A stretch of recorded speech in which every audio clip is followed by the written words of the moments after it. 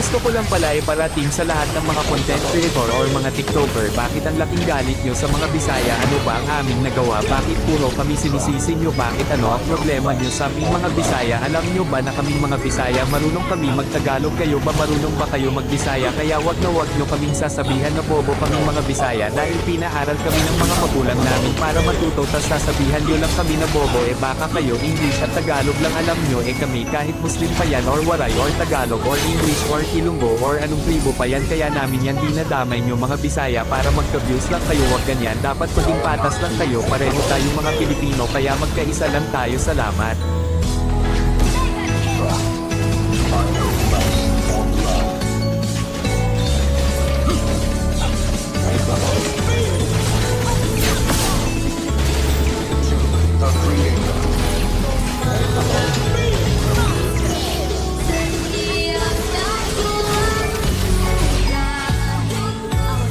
Gusto ko lang pala iparating sa lahat ng mga content creator or mga tiktoker bakit ang laking galit nyo sa mga Bisaya. Ano ba ang aming nagawa? Bakit puro kami sinisisi nyo? Bakit ano ang problema nyo sa aming mga Bisaya? Alam nyo ba na kaming mga Bisaya marunong kami magtagalog? Kayo ba marunong ba kayo magbisaya? Kaya wag nyo kaming sasabihan na bobo kaming mga Bisaya dahil pinaaral kami ng mga magulang namin para matuto, tas sasabihan nyo lang kami na bobo. Baka kayo English at Tagalog lang alam nyo, kami kahit Muslim pa yan or Waray or Tagalog or English or Ilonggo or anong tribo pa yan, kaya namin yan dinadamay nyo mga Bisaya para magka-views lang kayo. Wag ganyan, dapat maging patas lang kayo, pareho tayong mga Pilipino, kaya magkaisa lang tayo. Salamat.